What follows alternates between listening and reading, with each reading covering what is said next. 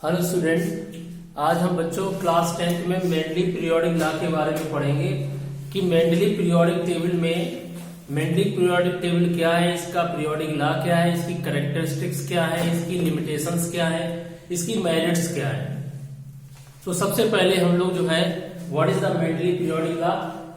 तो ये डिमिट्री और इवानोविच मेंडलीव, ये रशियन केमिस्ट, ये एक रशियन केमिस्ट जो है हमारे थे, जिन्होंने अपने नाम, इनके नाम से पीरियोडिक टेबल पढ़ी, जिसका नाम है मेंडली पीरियोडिक टेबल। इन्होंने एलिमेंट्स को क्लासिफाई किया गया है उनके एटॉमिक मास के बढ़ते क्रम में, increasing order of atomic mass.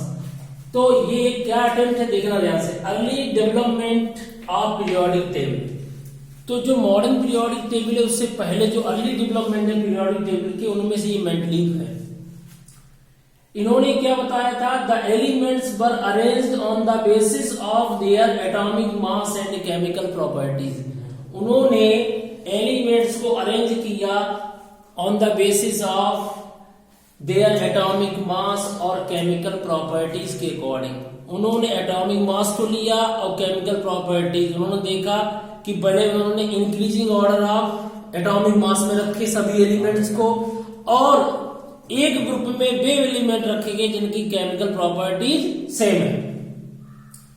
फिर पीरियोडिक लॉ क्या है, the properties of element are the periodic function of their atomic masses. ये लाइन आप जस्ट लाइक के आप रट लीजिए, क्योंकि ये पीरियोडिक लॉ पूछा जाएगा what is the periodic law of Mendeleev.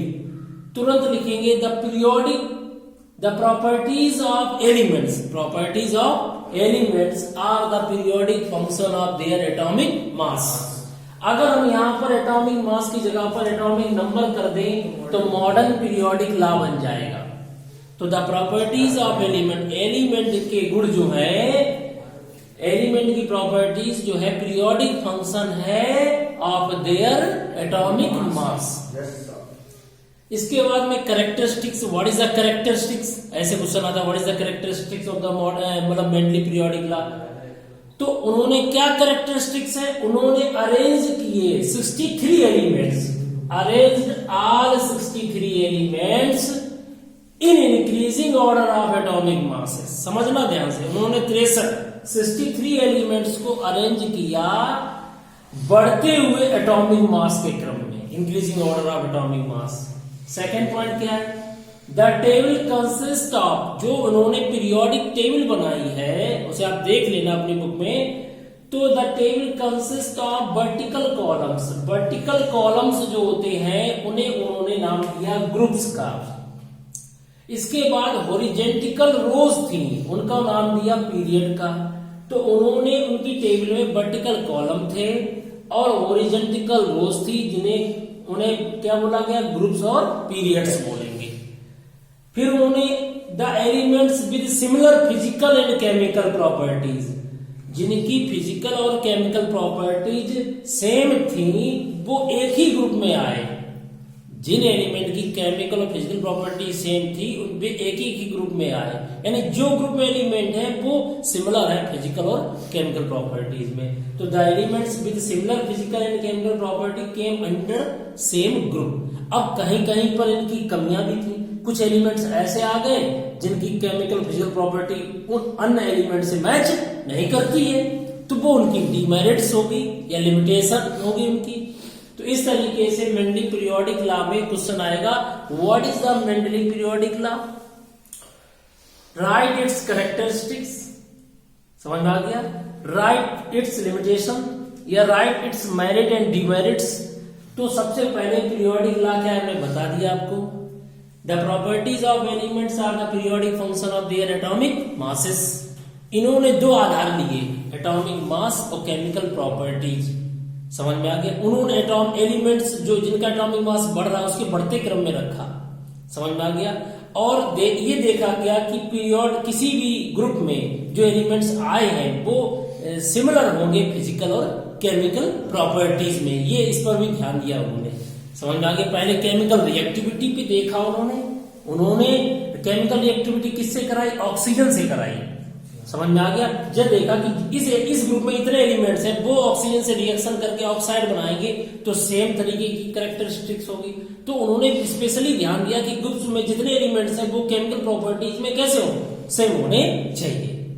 ठीक है, कितने एलिमेंट्स उनको उस समय पता थे, 63 एलिमेंट्स, उनको ही उन्होंने अरेंज किया बढ़ते हुए एटॉमिक मास के क्रम में। और उन्होंने टेबल पाई, उस टेबल में उन्होंने देखा जो वर्टिकल कॉलम्स थे उन्हें बोला गया ग्रुप्स, और जो हॉरिजॉन्टल रोज थी उन्हें बोला गया पीरियड्स बोला गया। इस तरीके से मेंडलिक पीरियोडिक टेबल में आप देख सकते हैं। मेंडलिक पीरियोडिक टेबल जो है, अगर आप देखें एनसीईआरटी की बुक में, तो एनसीईआरटी की बुक में पीरियोडिक टेबल देखेंगे मेंडलीव की, तो इस तरीके की आप देखेंगे, ये इस तरीके से तुम्हारे सामने 1 2 3 4 5 6 7 8 उन्होंने 8 इस तरीके से कॉलम बनाए हैं वर्टिकल, जिन्हें कहा गया है ग्रुप्स। और इधर देखिए 1 2 3 4 5 6 उन्होंने ये जो 6 बनाए हैं, 6 बनाए, क्या बनाए, ये पीरियड्स बनाए। तो इन्होंने अपनी टेबल में टोटल कितने कॉलम दिखाए हैं, 8 कॉलम, 8 कॉलम जिन्हें हम क्या कहेंगे ग्रुप्स, और 6 पीरियड दिखाए गए हैं जिन्हें क्या कहेंगे पीरियड कहेंगे हॉरिजॉन्टल रोज में। ठीक है, और ये एलिमेंट्स इसमें दिए गए। इन्होंने एक चीज ऊपर लिखी है ऑक्साइड हाइड्राइड। उन्होंने जो एलिमेंट्स रखे ऐसे ही नहीं रख दे, उन्होंने ये देखा इस ग्रुप में ये एलिमेंट रखे गए, इस ग्रुप में किसी भी ग्रुप में जो भी एलिमेंट रखे गए उनकी रिएक्टिविटी हाइड्रोजन से और ऑक्सीजन से कराई गई। उन्होंने देखा हाइड्रोजन से कराने पर हाइड्राइड और ऑक्सीजन से कराने पर ऑक्साइड प्राप्त होता है। उसी बेसिस पर एक टाइप के एलिमेंट्स को एक ही ग्रुप में रखा गया है, तो इसलिए केमिकल रिएक्टिविटी को प्रीफर किया गया है। तो इसके बाद में नेक्स्ट है, ये आपका हो गया मेंडली पीरियोडिक टेबल। आप इसका स्क्रीनशॉट भी ले सकते हैं जिससे आपको शॉर्टकट में समझ में आ जाए। बच्चों ये वाला जो पॉइंट बताने जा रहे हैं merits of Mendeleev periodic table, limitation, ये ज्यादा इंपॉर्टेंट है, बड़े ध्यान से समझना। मेरिट्स माने होते हैं उनकी गुण, ठीक है, और डीमेरिट्स कहते हैं उनके अवगुण। तो गुण की माने प्रॉपर्टीज, मेरिट्स ऑफ मेंडलिक जो उनकी मतलब जो अच्छी बातें हैं। Merits of Mendeleev periodic table में लेफ्ट सम ब्लैंक स्पेसेस, उन्होंने कुछ रिक्त स्थान छोड़ दिया था, खाली स्थान छोड़ दिया था। फॉर अनडिस्कवर्ड एलिमेंट, जो डिस्कवरी जिनकी नहीं हुई थी उस समय तक, उनके लिए उन्होंने स्थान छोड़ा। इसका मतलब उन्हें यह एहसास था कि यहां पर कोई एलिमेंट दूसरा होगा, इसीलिए उन्होंने क्या किया, left some blank spaces for undiscovered elements.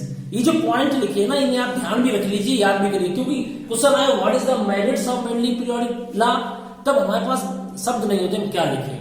तो इसलिए ध्यान रखिए, left some blank spaces for undiscovered elements. दूसरा है predicted the discovery of some elements and named them as eka boron, eka aluminium and eka silicon. उन्होंने प्रिडिक्ट किया, भविष्यवाणी की, कुछ जो नए एलिमेंट डिस्कवरी होने वाले उनके लिए भविष्यवाणी की और उनका नाम भी रख दिया। उन्होंने कहा भाई बोरान से पहले कोई चीज खाली है, छोड़ दी है, उसका नाम नहीं पता था, उसका नाम रख दिया एका बोरान। ऐसे एल्यूमिनियम से पहले उन्होंने नाम रख दिया एका एल्यूमिनियम, ऐसे सिलिकॉन से पहले क्या रख दिया, एका सिलिकॉन। जैसे कि आप पीरियोडिक टेबल में देखें, कहीं पर इस तरीके से दिया होगा मेंडलिक पीरियोडिक टेबल में, इधर लाइए बेटा। तो मेंडलिक पीरियोडिक टेबल में अगर आप ध्यान से देखें, बोरान और क्या बताया मैंने, एल्यूमिनियम सिलिकॉन। तो बोरान एल्यूमिनियम सिलिकॉन में अगर आप देखेंगे तो इसमें आपको दिख जाएगा, इसमें एग्जाम में क्वेश्चन ये पूछा जा चुका है 1-2 बार कि कहां पर, देखिए इधर इन्होंने लिखा है Mendeleev left some gaps in his periodic table instead of looking upon these gaps as a defect. Mendeleev ने कहा था कि Mendeleev named them prefixing a Sanskrit numerical, Sanskrit में एक न्यूमेरिकल शब्द होता है, एका माने एक, संस्कृत से लिया गया, एका माने 1, to the name of preceding element in the same group for instance scandium, gallium और जर्मेनियम। स्कैंडियम और फिर क्या है, गैलियम और जर्मेनियम। अब आप समझना, बोरान, एल्यूमिनियम और गैलियम, ठीक है, इन्होंने जो नाम रखे गए हैं वो किसके लिए रखे गए हैं, स्कैंडियम, गैलियम एंड जर्मेनियम के लिए। समझ में आ गया? इसे आप पढ़ सकते हैं, अगर आप पूरी लाइन को अगर आप पढ़ें तो इस तरीके से आप पढ़ सकते हैं। और देखिए इन्होंने लिखा ए का बोरान, ए का एल्यूमिनियम, ए का सिलिकॉन। अब तुम कहोगे ए का बोरान किसके लिए लिखा गया, ये इसमें दिया गया है स्कैंडियम के लिए। गैलियम के लिए क्या लिखा गया है, ऐसे जर्मेनियम के लिए क्या लिखा गया है, ए का सिलिकॉन। तो ये किसके लिए, ए का बोरान, स्कैंडियम उस समय पता नहीं था इसलिए नाम रख दिया ए का बोरान। ऐसे ही बेटा ए का एल्यूमिनियम किसके लिए रखा गया है, गैलियम के लिए। ए का सिलिकॉन किसके लिए रखा गया है, ए का सिलिकॉन रखा गया किसके लिए, जर्मेनियम के लिए। समझ में आ गया? तो इस तरीके से उन्होंने इनका नाम रखा। ठीक है बच्चों, तो जैसे कि हम आपको दिखाएंगे मॉडर्न पीरियोडिक टेबल में, तो आपके समझ में आ जाएगा। तो इस तरीके से नेक्स्ट है नोबल गैसेस, या अगर आप दोबारा समझना चाहते हो कि ए का बोरान, ए का एल्यूमिनियम, ए का सिलिकॉन किसके लिए रखा गया, तो आप देख सकते हो। देखो बच्चों, ये मॉडर्न पीरियोडिक टेबल है, इसमें स्कैंडियम ये रखा गया है, ठीक है, डी ब्लॉक में आज की डेट में। तो अगर आप अब जो नई पीरियोडिक टेबल है, अब इसमें देखो बोरान, तो बोरान के बाद में कौन आया है, सिलिकॉन। बोरान के बाद सिलिकॉन है, बोरान के बाद एल्यूमिनियम है। तो ए का बोरान स्कैंडियम से संबंधित है, और एल्यूमिनियम, ए का एल्यूमिनियम इसका मतलब कौन है, गैलियम, और ए का सिलिकॉन किसका मतलब है, जर्मेनियम से मतलब है। समझ में आ गया? तो आप देख सकते हो, और इस पर विशेष ध्यान रखना आप लोग, क्योंकि इस पर जो है कुछ। तो बच्चों अगर आप ध्यान से देखें, अगर आपको दिख जाए बोरान फैमिली ये है, फिर एल्यूमिनियम है, तो बोरान के नीचे देखो इधर स्कैंडियम है इसी ग्रुप में। तो ए का बोरान का मतलब ये बाद में जो आ रहा है, और एल्यूमिनियम देखो इधर ए का माने इसके बाद एक और आ गया, एल्यूमिनियम के आगे वाला कौन है, गैलियम, ठीक है, और सिलिकॉन के बाद में कौन आया, जर्मेनियम। तो इसका मतलब क्या है, एका का वर्ड का इस्तेमाल किया गया कि बोरान तो पता था, उसके बाद में जो आएगा वो नहीं पता उसी ग्रुप में, वो कौन था, उसका नाम दे दिया ए का स्कैंडियम। ऐसे एल्यूमिनियम के नीचे जो जगह खाली थी उसका नाम क्या हो गया, ए का एल्यूमिनियम का मतलब गैलियम। ऐसे ही सिलिकॉन के नीचे जो खाली जगह थी वो था गैलियम। वो आप इसमें देख सकते हो। समझ में आ गया? इस तरीके से ये आपके नाम रखे गए थे ए का करके। तो ये इनकी मेरिट्स थी कि डीमेरिट्स, ये तो अच्छी बात है कि इन्होंने बताया। तो पहली चीज उन्होंने खाली स्थान छोड़ दिया था अनडिस्कवर्ड एलिमेंट के लिए, दूसरा उन्होंने भविष्यवाणी की थी, उनका नाम नॉमेनक्लेचर बनाया था। जैसे बोरान के बाद खाली जगह खाली पड़ी थी, उन्हें पता नहीं था इसका नाम क्या होगा, तो उन्होंने उसका नाम रख दिया ए का बोरान। अब वो क्या है इस समय, स्कैंडियम। पहले एल्यूमिनियम नीचे ग्रुप में खाली जगह थी, नाम पता नहीं था, उसका नाम क्या रख दिया गया, ए का एल्यूमिनियम। आज की डेट में कौन है, गैलियम। पहले क्या था, सिलिकॉन के नीचे खाली स्थान था, उसका नाम नहीं पता था, अब नाम क्या है उसका, जर्मेनियम। पहले क्या नाम रख दिया, ए का सिलिकॉन। तो ये बात का ध्यान रखना आपको, ठीक है बच्चों। इसके बाद में आता है नेक्स्ट है noble gas discovered later could be placed without disturbing the existing order. Noble gas उस समय तक ज्ञात नहीं थी, नहीं पता था, तो उन्होंने ऐसा कर दिया कि उन्होंने जो नोबल गैसेस बाद में आए उनको अलग स्थान दे दिया, 18 ग्रुप बना दिया गया, बीच में डिस्टर्ब नहीं किया। और वो डिफरेंट थे, उनकी वैलेंसी 0 थी, इस चक्कर में उनको क्या कर दिया, noble gases discovered later could be placed without disturbing the existing order, बीच में कहीं रखा गया, उसको साइड में कर दिया गया। इसके बाद आता है limitation of Mendeleev periodic law. इस लॉ में क्या लिमिटेशन है वो समझने की कोशिश करते हैं। पहली लिमिटेशन है बच्चों पोजीशन ऑफ हाइड्रोजन, हाइड्रोजन की पोजीशन। अगर हम हाइड्रोजन की पोजीशन की अगर बात करते हैं तो could not assign a correct position to hydrogen resembles with alkali metals and halogens. बच्चों ध्यान समझना, हाइड्रोजन की प्रॉपर्टी दो लोगों से मैच करती है, एक मैच करती है एल्कली मेटल से, एक हाइड्रोजन से। क्यों? एल्कली मेटल की वैलेंसी एक है और हाइड्रोजन की वैलेंसी भी एक है, और हाइड्रोजन नॉन मेटल है और हाइड्रोजन भी नॉन मेटल है, लेकिन एल्कली मेटल्स मेटल है। यानी तुम्हारा हाइड्रोजन की समानता दो समूह से है। वो group alkali metals first group और 17वां ग्रुप आज की मॉडर्न पीरियोडिक टेबल में वो क्या है? Hydrogen family. तो दोनों से रिजेम्बलेंस शो करता है। तो बड़ा कंफ्यूज थे, इसलिए उसकी पोजीशन को कहां रखा जाए। तो आप मॉडर्न पीरियोडिक टेबल में देखेंगे तो हाइड्रोजन तो एल्कली मेटल्स के साथ रखा गया है, लेकिन अगर हम बात करते हैं, ये देखिए इन्होंने हाइड्रोजन को एल्कली मेटल के साथ रखा, लेकिन हाइड्रोजन की कैरेक्टरिस्टिक्स किसके साथ मैच करती है? हाइड्रोजन के साथ भी करती है। तो इन्होंने हाइड्रोजन के बारे में कंफ्यूज रहे और आज दिन तक हाइड्रोजन की पोजीशन कंफ्यूजन में है।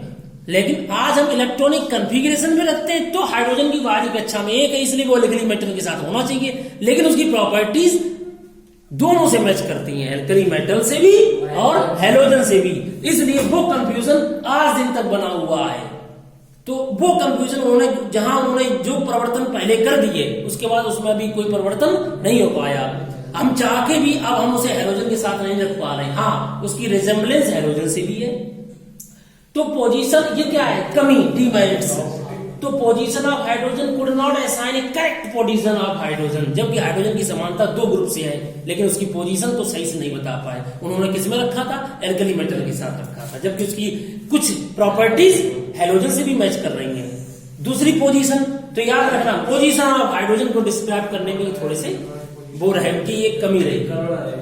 Position of isotopes. अब बताइए हाइड्रोजन के कितने आइसोटोप्स होते हैं? हाइड्रोजन के माना हाइड्रोजन के 3 आइसोटोप्स है, 1s1, 1s2, 1s3। बताओ क्या पीरियोडिक टेबल में, आज की पीरियोडिक टेबल में या उस समय की पीरियोडिक टेबल में आइसोटोप्स का जगह दी गई कहीं? हाइड्रोजन का स्थान दिया है, लेकिन उनके आइसोटोप्स का नहीं। कार्बन का स्थान दिया है, लेकिन कार्बन के आइसोटोप 2 होते हैं, 6C12, 6C14।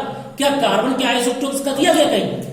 आइसोटोप्स में एटॉमिक मास अलग अलग होता है, एटॉमिक मास अलग अलग है, बोलो। लेकिन आज की modern periodic table atomic number पे आधारित है, इसलिए एक ही स्थान दिया गया। लेकिन उस समय बताओ, उस समय आइसोटोप्स को कंसीडर करते तो, क्योंकि वहां उस समय की पीरियोडिक टेबल एटॉमिक मास पे आधारित थी। बताओ इन तीनों का मास अलग अलग है, तो इस आधार पे आइसोटोप्स का स्थान उस समय देना चाहिए, लेकिन उन्होंने आइसोटोप्स की पोजीशन उस समय नहीं बताई। तो isotopes are placed in same position. Isotopes किसी एलिमेंट का उसी जगह रखा गया। अगर किसी एलिमेंट के 3 आइसोटोप्स है तो 3 स्थान नहीं दिए उन्होंने, एक ही स्थान दिया। दो दे हैव डिफरेंट एटॉमिक, जबकि उस समय तीनों के एटॉमिक मास कैसे थे? अलग अलग थे। इसका मतलब या तो उस समय आइसोटोप्स ज्ञात नहीं थे, इसलिए उस पर उनका ध्यान नहीं दिया उधर, या ज्ञात थे तो वो समझा नहीं पाए। तो जहां तक ऐसा है कि उस समय आइसोटोप्स के बारे में उन्हें इतना आइडिया नहीं था, नहीं तो कंसिडरेशन करने की कोशिश करते, या तो उनकी टेबल डिस्टर्ब हो रही थी, उन्हें एलिमेंट से मतलब था, उन्हें आइसोटोप से मतलब नहीं था, तो इसलिए आइसोटोप्स को उन्होंने कंसीडर नहीं किया। जबकि उस समय एटॉमिक मास तीनों के अलग थे। आइसोटोप्स भी होते हैं जिनका atomic number same, atomic mass different हो। अब बात करते हैं थर्ड पॉइंट की, separation of chemically similar elements while dissimilar element are placed in the same group. आप देखना, ये आपके लिए असाइनमेंट है, आप कमेंट सेक्शन जाके लिखेंगे कि केमिकल सिमिलर एलिमेंट जो है, केमिकल सिमिलर एलिमेंट्स एक साथ कहीं कहीं नहीं रखे गए, अलग पोजीशन रख दी। और dissimilar element are placed in same group. नहीं समझे? डिसिमिलर एलिमेंट को, जैसे ये एलिमेंट है, इसके साथ कोई दूसरा रख दिया जो कि उससे मैच नहीं कर रहा, आपको बताना होगा डिसिमिलर एलिमेंट्स कौन है, डिसिमिलर एलिमेंट्स कौन है। और separation of chemically similar element while dissimilar elements are placed in the same group. मतलब उनकी ये समस्या थी कि कई ग्रुप्स में जैसे कोई प्रॉपर्टी मैच कर रही इससे, तो वो उसके साथ वो दूसरा कोई एलिमेंट आ गया। डिसिमिलर एलिमेंट बताना है, वे कौन से ग्रुप्स हैं जिसमें डिसिमिलर एलिमेंट्स रखे गए। समझ में आ गया? तो इस बात का भी आप ध्यान देंगे तो आपको ये असाइनमेंट के रूप में कमेंट सेक्शन जाके लिख सकते हैं। अब बच्चों आप लोग एक बार स्क्रीनशॉट ले लीजिए सभी का, इसका भी आप ले लीजिएगा पहले ध्यान से। ये आपके सामने जो हमने आपको बताए हैं, इसका स्क्रीनशॉट ले लीजिए बच्चों।